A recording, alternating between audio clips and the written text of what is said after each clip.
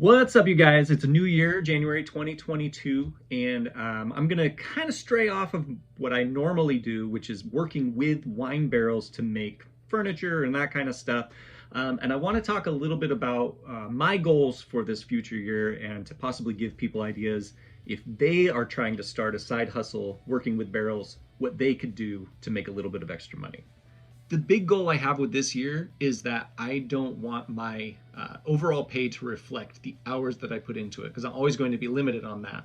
So it does take a long time to build a chair. It does take a long time to make these crafts. And so I've been trying to brainstorm other ways to make money that are a little less, this is my dog, tied to my time specifically. So the goal of this brainstorming thing that I've had, new year, new kind of concepts, is I want to get a little bit more bang for my buck. And just a fair warning, I'm going to start with the most basic ways to turn around a little bit of cash, and we're going to start jumping into some pretty big ideas here. So stick around for as long as you want. Let's begin with the most basic thing that you can do in starting a wine barrel business, and that is wholesaling, okay? That's just buying the barrel for a deal and then selling it for the market rate. So if you can find a deal for $20 a barrel or $30 a barrel and you sell it for 60 or 70, you can quickly recoup your money. And the second one, or really it's 1B, would be just cutting the barrel in half and selling planters. That's just a quick way to add a little bit more margin. Buy it for 30, cut it in half, and sell each half for 45. Boom, you just paid for 3 barrels. It's amazing.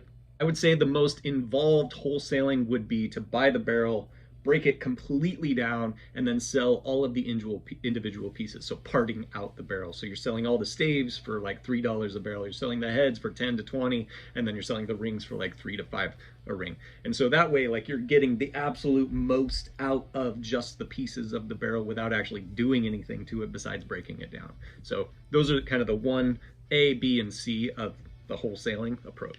So if you want to make money with the barrel but not break it down or get rid of it, you can always rent them out. So this one's fascinating to me because it's a little more ongoing and a little more passive. But if you have, say, 6 or 12 barrels and they look nice, you could always rent those out to weddings and events and that kind of stuff.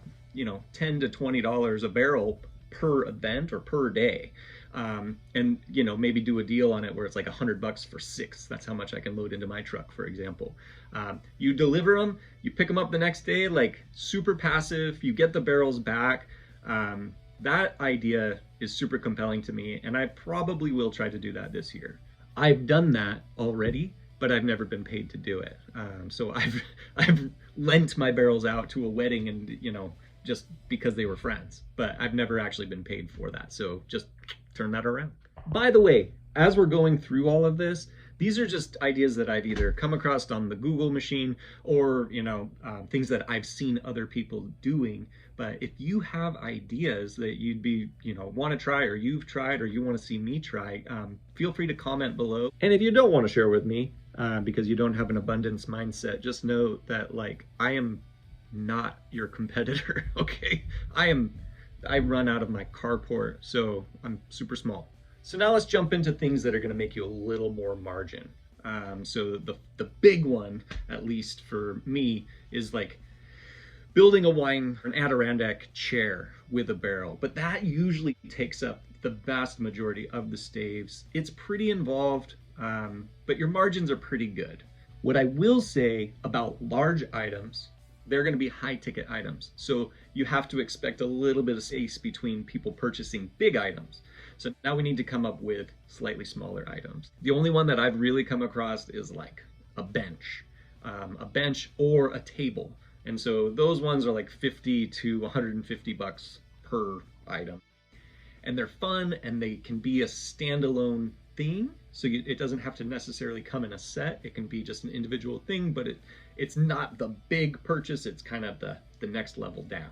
So probably where you're going to make the most money on your margins is figuring out a small trinket thing, because this is something that you can ship. You can use it in like your scrap wood. And you can incorporate your rings, or you make something with the rings, that kind of stuff. But give them a little thing, and then that's going to introduce them to like some of the bigger items that you have. So it's always a good idea to have a small trinket of some kind. It could be a bottle opener on a wine stave. Etsy has all the ideas. But that's one way, like if you can figure out a way to make a lot of a little thing, that's a great thing to have in your back pocket. So what I would say my overall goal is for just creating the different crafts is to make a bunch of different crafts, write out the plans for them, compile a list of all of the things that I built with instructions, with tools. I want to include affiliate links. If somebody actually is going through the plans and they're like, oh man, that tool would be awesome, maybe I get a little cut of something if somebody bought something, right? So that's the overall goal. But the big goal is I want to be able to do as much as I can with this stuff until I get tired of it, but I've documented it enough to where possibly I could make money even when I'm not building stuff. Okay, that's the goal. I do want to throw in a bonus one just because it's on my mind, and it's the topic of January 2022, and that is creating an NFT series. All right, it's stupid, it's whatever, so not digging too deep into it, but giving your community a chance to fund you and get something in return, even if it's just a digital thing that has no inherent value except that it shows they're a part of the community. I think that's worth something.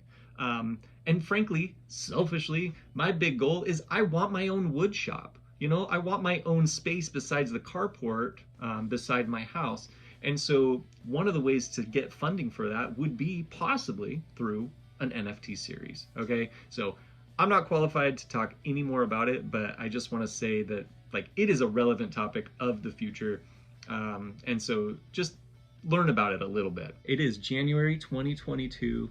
My goal with my personal small wine barrel business is to make more money than I did last year. What I will say is that I didn't break 10,000 last year. So, and that's tracking revenue and expenses and all that stuff. I actually do keep track of that stuff. And but my goal this year is to make more than last year, and so I'm going to be trying these different revenue sources along the way. Let's see how I do. And if you're following along, I'd love to hear some of the ideas that you guys have, and if this is interesting to you. So I'll just keep going as I go. But yeah, take it easy. See you next time.